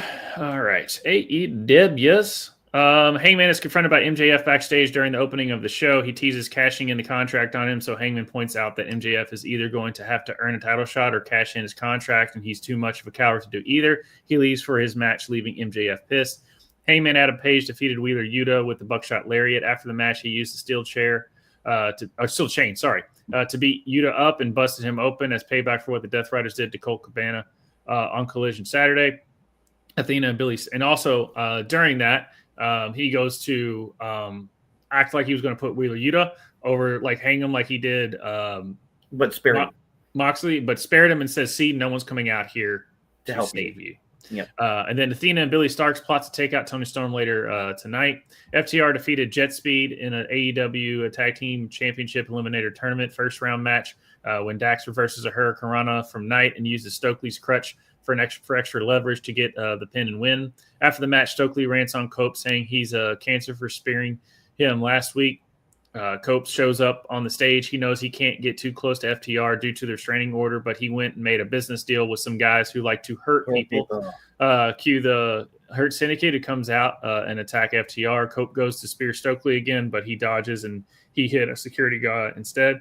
We get a promo from the matriarchy, who are ready to back up their words with physicality because they are now uncaged. Weak, nudge, nudge. Moxley cut a pre-tape promo, admits he lost the match against Hangman, no excuses, but the movie doesn't end yet, and he wants a rematch to see if Hangman can really handle being champion. Will Ospreay comes out to give everyone a health update. He has 2 compressed vertebrae in his back. Thankfully, it's treatable. No surgery needed, and he vows to be back by the Forbidden Door pay-per-view. Sir comes out to give him a hug and show support. We heard about this earlier after All In that Will Ospreay's banged up. It's probably gonna need some time off. But the way he was talking, I was like, I was a little worried there. I got a little Adam Cole PTSD there. Then he was just like, I'll be back at Forbidden Door. I'm like, okay. Back with okay. We get a promo from Julia. Right. Doesn't need surgery. So we get a promo from Julia Hart, Thekla, and Sky Blue, who have formed a new group calling themselves the Triangle of Madness. I'd rather just have them sin, but whatever. Willow Nightingale challenges Thekla to a match. In the back, MJF isn't sure what's up with them helping Cope against FTR because it should be about getting the world title around his waist. Bobby Lashley chokes him against the locker and says he wants MJF out of the team. MVP shakes his head at MJF, and he and Shelton walk away because why not just go ahead and start breaking them up now? What are we, bored? Timeless Tony Storm defeated Billy Starks in an AEW Women's World Championship Eliminator match by making her tap out to the crossface chicken wing. After the match, Starks drops Storm with a belt shot, and here is Athena to send her into the steps over and over. A contract shot to the head looks to set up a cash-in, but Alex Windsor comes out for the save, and the heels retreat. Swerve Strickland defeated Hikaru by DQ when Lance Archer attacked him when he was about to win the match. A beatdown from the Cows family is stopped when Bandito and Brody King run in for the save and brawl to the back with the heels. Cue Kazuchika Okada to hit Strickland with a chair from behind, but Swerve fights back with a threat of a house call and then hits him with the chair, sending Okada scampering. Yeah, I like that. Strickland Okada, do that. Ricochet and the Gates of Agony brag about their recent success. MJF comes out to cut a promo saying he doesn't need Lashley's help to win AEW title again from Hangman. He's going to cash in soon, but Mark Briscoe comes out to interrupt. He still wants payback for MJF stealing the gauntlet win for him. MJF mocks Mark as a loser when the pressure is on. He fails. The fans may love him, but he's a joke. He will never be as respected as his late brother Jay. Mark charges to the ring, but MJF bails to the back. In the main event, Mark Briscoe defeated Claudio Castagnoli with a small package. Darby Allin showed up in the crowd again this week, distracting Claudio and letting Mark take advantage. After the match, the Death Riders lay out Mark, and Moxley calls out Hangman. He does and says next week he would give him a rematch for the title, but under Page's rules. Everyone but a referee will be banned from ringside. Page knows Moxley will accept, so he'll see him next week. The match is made official by TK per Tony Schiavone to end the show. So let's just go ahead and break up. Well, Buddy's still he's still out injured, unfortunately. That ankle injury he got when they were down in Australia, it's like he has a setback, so that's why he's still out. Yeah. I don't know if that'll help people watch the show, but it's better than nothing. Yeah, better than nothing. Of the 7 people that watch ROH, the look has been good, and feuds are progressing. It was an okay show. It's just like it feels like they're going on fast forward with MJF break up the Hurt Syndicate because it's fairly obvious what they're setting up. So Colt brings in the Hurt Syndicate to help him against FTR because he can't touch FTR right now. And FTR has made it clear they want the tag titles back, and they've already messed with the Hurt Syndicate anyway, so Hurt Syndicate more than happy to get involved. This positions the Hurt Syndicate as the clear baby faces, which is what the fans want because they like the Hurt Syndicate and they cheer them. Mm-hmm. They only boom when MJF is out there with them because they hate him. So they're setting up Hurt Syndicate. FTR is going to win this tournament, which he didn't even have the full brackets up, which made no fucking sense. It's like, I get that, one of the Guns got unfortunately injured again on Collision, so that team is out of the tournament. So Tony's probably having to rearrange the brackets. But that was a terrible look when they put up the graphic, and the tournament brackets are all empty except for the FTR Jet Speed match. It's like, come on, dude, come on. FTR is going to win this tournament. They're gonna face the Hurt Syndicate at Forbidden Door, and shocker, MJF's going to fuck them over, and FTR is going to win the tag titles because Tony Khan can't resist having FTR versus Edge and Christian with the tag titles on the line. Yeah. They don't need the fucking tag titles for that fucking match. No, they don't. It's lazy booking. You don't. The tag titles do not need to be involved. This is a clear grudge feud that has been brewing between FTR and Cope, and now Christian's going to get involved after what FTR did to assist with Nick Wayne and them turning on him. So the tag titles being involved is just lazy booking. I'm sorry. It's as lazy as no. We love FTR here. I mean, Josh and I made it clear how much we fucking love FTR, and I'll be very happy to see them win the tag titles. But if it's just so they can drop them to Edge and Christian, no, thank you. Yeah, and it's I mean, it's just as lazy as giving Gunther the title to make like Goldberg didn't. It's a smoke screen, Daddy. Yeah, I hope so, because that'd be kind of funny if they do that. But I hope so. I don't mind the whole Moxley re-challenging Hangman, because once Hangman finally beats him once and for all, and there's nobody at the if it actually turns. They had the big stipulation death match, and this is just a regular match. Right. Like, that's the only thing. It's like I get. And plus, there's the Darby factor. They're clearly setting up Moxley versus Darby at Forbidden Door. Right. I mean, Tony can't resist. It's like he's playing the greatest hits here. It's like, yeah, Darby's taking a page out of his idol Sting's playbook. He's playing Sting to the Death Riders as the NWO right now. Yeah, I mean, hey. It's the fans are still into it, and it's going to be a fun match, but it's very clear where this is being ripped off. But yeah, and like the Hurt Syndicate, like the but crowd it makes sense for Darby because Sting, because of his relationship with Sting, that he would imitate Sting like this to fuck with the yeah. I don't know if the Blade Runners can get the win back. I really don't. They're over, but I doubt it. On there, the Tony Storm. Hey, Tony Storm's in a solid feud with Athena. I'll take it for now. I'll take it. An interesting choice that Mercedes Moné's been completely absent from Dynamite since she lost to Tony at All In. Yeah. Interesting choice. Yeah. I love the Hangman stuff that we're getting. Swerve versus Kazuchika Okada. Yeah, Swerve Okada, that's going to fucking cook. Yeah. And we haven't seen Kenny since he lost to Okada. I mean, they're clearly setting up the breakup of the group, so it's like. I mean, Hangman's telling Wheeler, no one's coming out to save you. Tony's one of the best things AEW has, period. Yeah. And then, the Triangle of Madness. I'm with you. The Sin as a heel faction name is a lot better. Yeah, you could have had you could have had Sin stand for something, but at least it was. That's one to keep an eye on, because that could turn into a banger match. Kyle Fletcher versus Dustin for the TNT title. Mm-hmm. Yeah, I'm liking that. But yeah, it seems like they're doing fast forward with MJF and the Hurt Syndicate breaking up. It feels like they're only doing it because they're positioning the Hurt Syndicate into the FTR against Edge and Christian situation. Yeah. But the Hurt Syndicate is like one of the biggest draws they have on the show. So it is. They're very over. Yeah, I mean that pop when smart move to separate them from MJF because the fans like them and want to cheer for them as baby faces. So you might as well run with it. Yeah. So, this was a mixed bag of a show.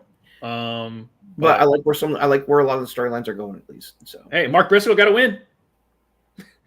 So, and you can just tell when they said MJF really wanted to work with Mark Briscoe, they're not dying down on that feud.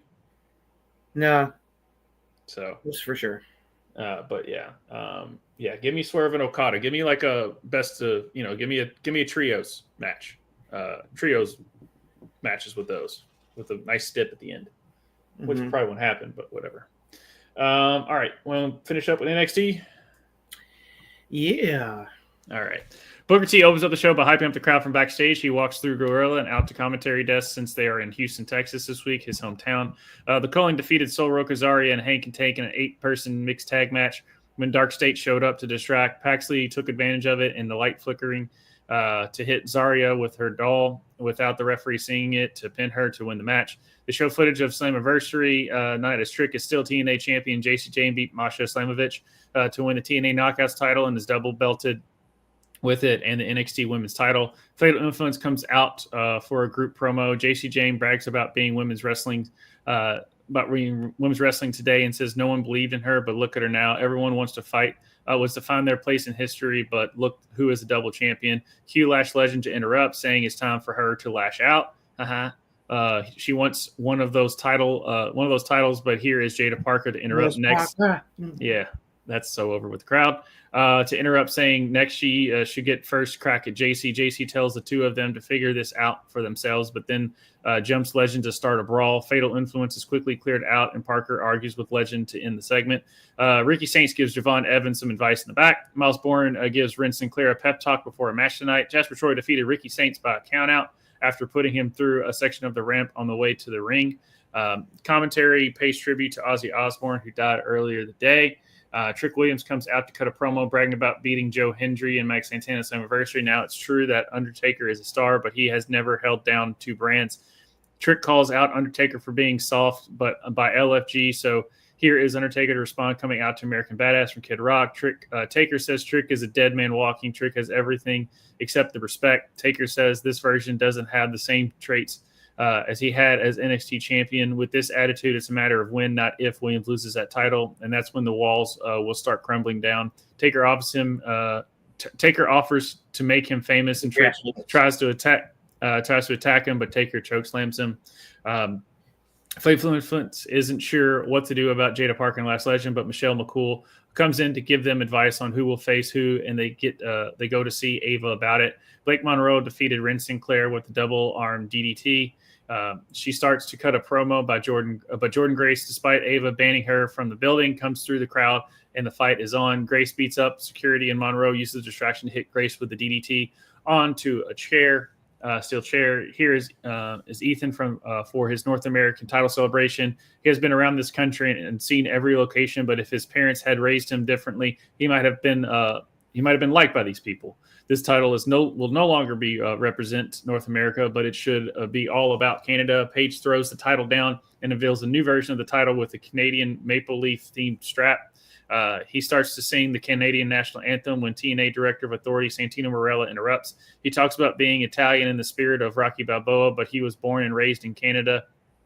He doesn't like Paige's attitude and challenges him to a title match next week on NXT. Paige goes to attack, but Santino have the Cobra ready, and Paige bails before he can be touched. Trick Williams and Obafemi have a stare down in the back with JC Jane going between them. Yoshiki Inamura comes up to Javon Evans to ask for advice. Inamura isn't sure if he should have listened to Josh Briggs, but Evans says he's not a bad friend. The thing is, Inamura has his own code, and you can love someone and not like them. Inamura seems to get it. Charlie Dempsey tells Miles Bourne to go away, but Bully Ray comes in to say Bourne should stay. After hugging Ren Sinclair and praising her for her efforts, Ray says he's going to get a match made between Tavion Heights and Dempsey. If Heights wins, he is out of the no quarter catch crew with Ray gone. Lexis King comes in to say Bourne isn't deaf and and is just trying to get sympathy. Bourne says he wishes King was mute. On social media, Roman Reigns has challenged, again, like we talked about before, on social media, Roman Reigns has challenged Bronson Reed and Braun Breaker to a tag match at SummerSlam against him and Jey Uso was officially made. Main event, Obafemi defeated Josh Briggs and Yoshiki Inamura in a triple threat match to retain the NXT championship. With the fall from grace to finish Briggs and retain. Backstage, Javon Evans is trying to figure out what to do next. Undertaker comes in to say, go after the biggest dog in the yard as they look at Obafemi celebrating to close out the show. So this was like another episode of LFG. Yeah, this was definitely cross promotion to get people to watch LFG. Also, I didn't know we had a new superstar, Monica Monroe. That was quite the goof from Booker. Not almost as bad as calling Candice Ray, Candice Michelle at Evolution. Yeah. But yeah, this was clearly, Taker's he's a redneck from Texas, so he was out there to pop the crowd just like Booker was, because Houston is his backyard, and so yeah, I mean, they had Michelle. Yeah, they had all 4 of the LFG season 2 coaches on this show at different points to interact and stuff, and it was clear what they were doing. I still liked some of the stuff on the show. I thought it was an all right show. Definitely some setup here. I like that we're finally getting some new people pushed into the NXT Women's title scene. Lash Legend and Jada Parker both come a long way. It's like Jada Parker has gotten very over with the NXT crowd, and it's nice to see. If I had to choose between which one of them would I want to see dethrone JC, I would go with Jada Parker with the edge over Lash. So I guess Lash has really improved. They definitely see a lot in her, but I want to see Jada Parker get. Jada's more complete. She's more of a complete package. Lash, I think Jada's a little more complete at this point than Lash. Lash still has some rough edges about her. Jada feels a little bit more complete, less green than she is at this point. Mm-hmm. But they're both really good on the mic at this point, and so I like that they were both positioned as the next challengers in line, because we know eventually Blake Monroe is going to be NXT Women's Champion. I like that they're having her feud with Jordynne Grace. This feud between Blake and Jordynne Grace is off to a fucking awesome start. Yeah, I'm liking the way they were doing. I'm loving the give no fuck attitude right now from Jordynne, who's just out there just wrecking shop like the juggernaut, like she's supposed to be. And it's like, I just absolutely loving it.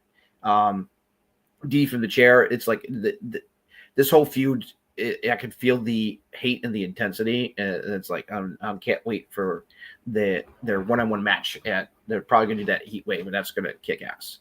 Yeah. What do you think of her entrance with the mirror? I like it. It fits with the character and the ego. I liked it. I like her music too, actually. I'm starting to dig it. I was like, Ren got to do a little bit. It's like this is her hotel. It's like, she was being sacrificed to. Yeah. I did appreciate Bully Ray, giving props to Ren, which was nice to see. It's like I feel she's very underrated. The only one negative I would say is no Thea Hale in the show. It was like boo. But a lot of good stories in the women's division going on here. The cracks in the foundation are becoming more obvious with Fatal Influence. So as soon as JC loses those titles, Fallon and Jasmine are going to kick her to the fucking curb. Yeah. Because did you see the looks on their faces when she was like taking like all the credit? Right. It's like it's like they're only going to be able to take so much more of her ego. She's like taking all the credit and then suddenly trashing them at the same time. It's like so her downfall is around the corner. Yeah. Are they burying Ricky right now, or are they just really they really want to try to get Jasper Troy over, and I'm fine with it. I thought the count out loss was actually clever because it's a way for Jasper to win without Ricky taking another L so quickly after he just lost to Ethan. The heel stuff with Ethan is just so much fun. It's so good, dude. I love that he's added a very Canadian theme to the title belt now. I was thinking like, man, Lance Storm's got to be smiling somewhere right now. Yeah. Ethan's doing great work, dude. It's so good. And I like that it's still the North American title, but it's very pro Canada. Yeah, title. Like he still kept because Canada's on there, so he didn't just make it pro. He just made the strap itself Canadian. The strap has got the Canadian Maple Leaf prominently on it, so it's like I absolutely love it. Yes, Ethan Page has it. Yeah. On that, I like the stuff that they're. Yeah, I like how they're weaving Javon in this show. How they weaved it. How the like. Yeah, we were like he was interacting with other people, and I always felt that they were positioning Javon to potentially be the one to take the title from Oba, and they became very clear at the end of the show that that's where they're going. Yeah. Taker said, it's time for you to take out the biggest dog in the yard. It was the biggest dog. It's the ruler of Oba family. Yeah. Yeah. I think they were trying to fit a lot of in this show, and so there wasn't enough time. I wish that Blake and Ren had gotten more time because they're both really good in the ring. But it was, they wanted to make a clear dominating win for Blake and then set up the brawl with Jordan afterwards, which was great. I loved Corey where he's like, security. And then after Blake does the DDT, like, no, never mind. Everything's all right. Yep. Yeah. Dude, I would love to see that match. I just want KO healthy. I know. Hopefully KO will be able to return to the ring. That's a fantasy of a fantasy book that I'll be all for, but they're not going to do that anytime soon. Yeah. As far as Roma versus Oba, but I like where your head's at. I mean, Oba's on a different level. He really is. So a lot of setup. They're setting up some stuff as we head toward Heat Wave coming up. And as far as TNA tonight, they're definitely setting stuff up here. JC was there, Trick was there. Okay. The former Jakira Jackson has officially joined TNA. Let's see. Okay. She's got a new name. Let me see if I can pull it up. She posted that on Twitter, and I don't know who that would be.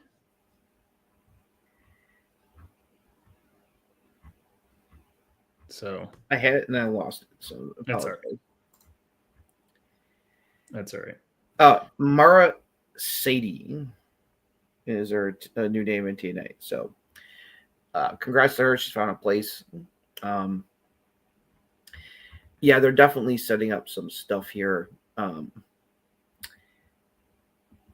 Because there was a segment with Leon Slater, Steve Macklin, and the Hardys making it clear that they're tired of the WWE shit and they want to do something about it.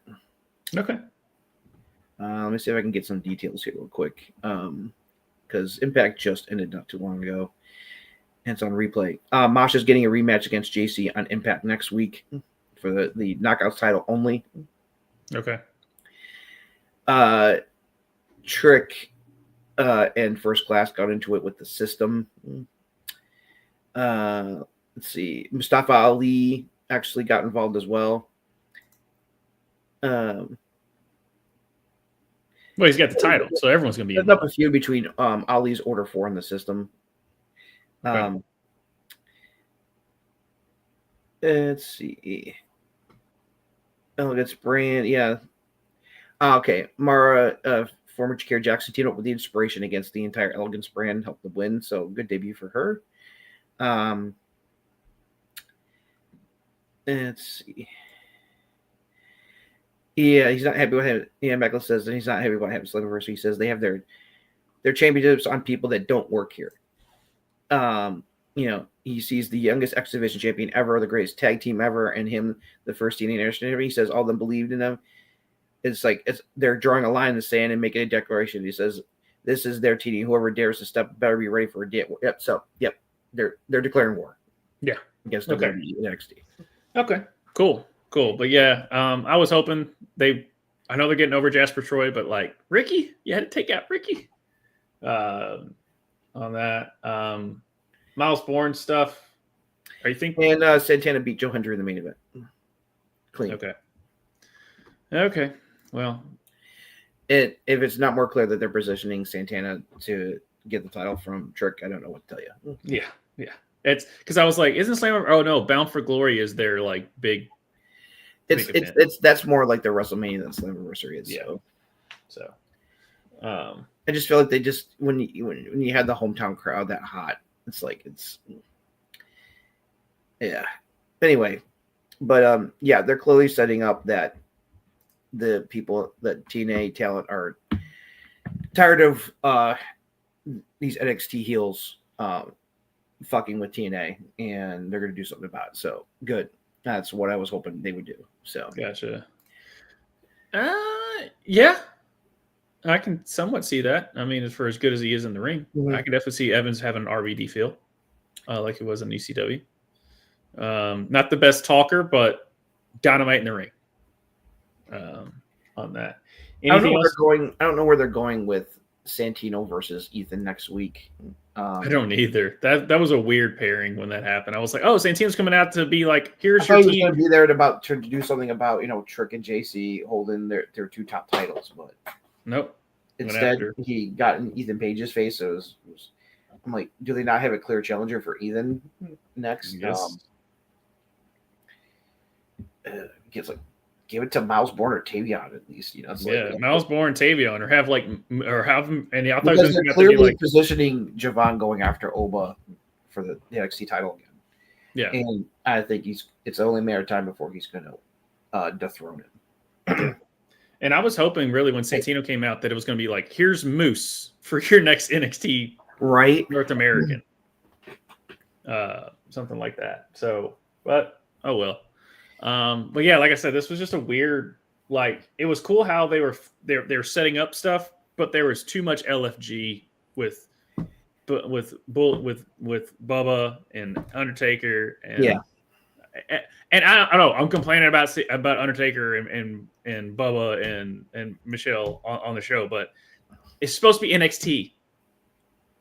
And I know they're trying to hype up LFG, but that could have been done in a one Undertaker segment. It felt like too much LFG hype on the show. Yeah, you literally had all four people on the show doing stuff, and I'm like, I mean, at least Booker makes sense because he's commentating commentary team, so it's like it's not an issue. But it just was so. It was more. It was very obvious. This is to get the crowd to pop. Taker comes out and gives Trick a taste of his own medicine. I don't mind the Undertaker stuff. Yeah, that I didn't mind. It was just but like the Michelle McCool and Bubba Ray backstage segments definitely felt like, okay, I see what you're doing here. Yeah, it just felt a little too like, hey guys, watch our show. Again, watch our show. Oh, you didn't realize? Watch our show. I'm like, you get it. It's like when Michael Cole would have to like repeat the 7 sentences over and over and over again during one match. They're clearly setting up a feud between Miles Bourne and Lexus King. We'll see where that goes. Yeah, I mean, but Tavion's about to win his freedom from Charlie Dempsey. That's a good thing because Tavion deserves a good push because that man. Yeah, Tavion needs to do. They need to do something with Tavion. That dude's way too talented. Yeah. On that. At least they're giving Miles stuff to do. They're slowly building him up. It's like and I want to see the same for Tavion because those two are both very talented. But of this show, the one thing that I'm excited for to watch, the carrot that they're dangling, is this Jordan Grace Blake Monroe stuff. I know you alluded to it before, and I'm gonna kind of double down on what you were saying. What they're doing with Jordan and Blake is exactly what I was hoping for out of Evolution, and so far they're off to a great start. Yeah. I'm loving that Jordan Grace is and gives. I do not give a fuck attitude. It's like I'm going to destroy anything that gets in my way of destroying Blake Monroe for stabbing me in the back like that. And Blake is so devious as a heel, man. Yeah, she's going right in. She's channeling that Brian May heel tactics, and I'm going to enjoy this. I'm already liking how this feud is starting, and it's one of the best things NXT's got going in the women's division right now, outside of the title picture. Yeah. So and also they're still clearly sowing seeds for eventually Zarya and Sol Ruckus splitting up. I think that's going to happen probably in the near future. And then I would think that Zarya would take the title from her and get a good run with it as a heel. Which would be good for her. So there's Sol's almost ready to go to the main roster. She's so fucking good. Soul is there. She's destined for a lot more than NXT North America, Women's North America. She got to really shine. I mean, did you heard that pop when she hit the Soul Snatcher on Charlotte during the Fatal 4-Way and Evolution? Yeah. And like I said, props to Charlotte. Charlotte sold the fuck out of that Soul Snatcher for her.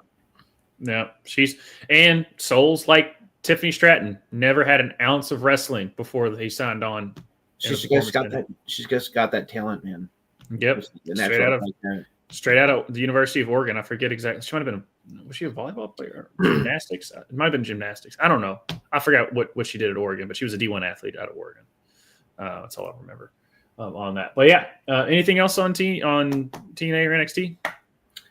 No, just covered the important stuff that's came out of TNA tonight. So I'm just glad that seeing the Hardys and those guys are like, oh, all right, we've had enough of this WWE shit. It's like it's time to fight back. It's like that. That's exactly what was needed. Gotcha. Hopefully, we're going to see more of them showing up at PC. It's like, okay, you guys keep coming to our house. We're going to start coming to your house, bitches. Right. Yeah. Hey, man. Every once in a while, we like a good invasion. Yep. It's all when it works. It's always it's at least it's fun. Mm. And sometimes it falls flat on its face after a certain amount of time, like the invasion stuff with the WCW, ECW stuff. But sometimes it works really well. With that whole when the Battle of the Brands, especially when NXT was involved with the summer, that was like the last good Survivor Series, true Survivor Series, was NXT versus Raw versus SmackDown. That was the best of Battle of the Brands on Survivor Series show. Yeah. And we had that Keith Lee moment that we still look back and be like, see what you ruined? It still drives me nuts because that showdown between Keith and Roman during that match was like the fans were like on the edge of their fucking seats at the end of that Survivor Series match. And NXT got to show off, and we had a great title match between Adam Cole and Pete Dunne on that show, NXT title.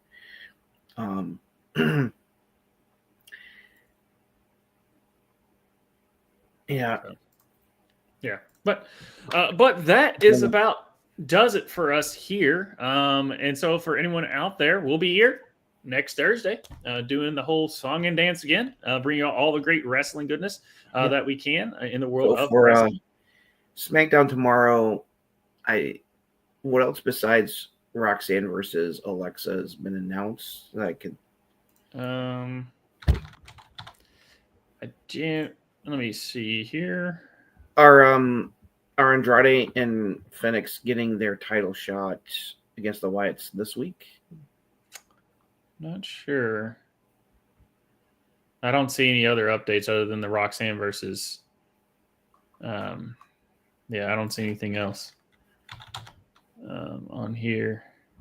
Let me see. Let me check that. No, it's not really showing anything for tomorrow. We'll probably get more information. You're just gonna have a square off between Jelly Roll, Randy, Logan, and Drew McIntyre. But that's the only two things that I see right now. Oh, I wanted to share one other thing. I don't know who posted it to social media, but it made the rounds here. I'm going to share it real quick. I just like seeing this kind of stuff. I'm going to share my screen here real quick. I've Jey seen Uso, Stephanie McCurry, Lyra Valkyria, Bayley, Roxanne, all just hanging out after. Yep. After the show's over. Yeah, and then I think someone said something about Bayley and if Stephanie liked tequila or something like that. It was. I've heard about that. Yeah. So it's always cool. And there was, and after Evolution, like Stephanie and the Kabuki Warriors, and Rhea, and I forget who else was on like some party bus. So there was like video of that. So it's always just cool just seeing outside the ring stuff while them hanging out. I'd heard from Cora that her and Roxanne became really good friends with both Stephanie and Julia while they're working together in NXT. So I wasn't surprised seeing Roxanne hanging out with Stephanie. Yeah. So, but all right. Yeah. So, So I thought that was cool. yeah. But all right. Well, that about wraps it up for us, guys. Like I said, we'll be here next week, Thursday at 8 Central, 9 Eastern. We also have Rep Sports Wrap It Up coming at you on Wednesdays at 9 o'clock Central, 10 o'clock Eastern. And then our Ruckus, our Ruckus Fantasy League, our draft. Discord down below. We're looking to add other people, make it a 12-team league. So Discord link down below. It is free to join. So hop on over there and join the fun over there. We talk about not just wrestling, but obviously sports or anything else that you're into, movies, pop culture, anything like that. We have a good time over there. And then also we will be doing the draft live on this channel on August 25th, which is a Monday. And then Fantasy FRM will be back probably a couple weeks prior to the draft to kind of get you all ready for the draft. Do you all's prep for that. And then we have our Rev book club. It'll be the first Friday in August, which Thanks, is Caden. Same to you. which is we're doing the third rule of time travel. So the first and second, we don't know yet. We're going to learn about the third one though. So we'll be breaking that down as well. Thanks to Gift Taylor and Jerry Miller for showing up tonight and participating in the chat. Appreciate it. Yep. So thank you, Justin. It's always a fun time doing this every week because we're gonna do it next week. How about that? So we will see you all next time. Stay safe out there, everybody.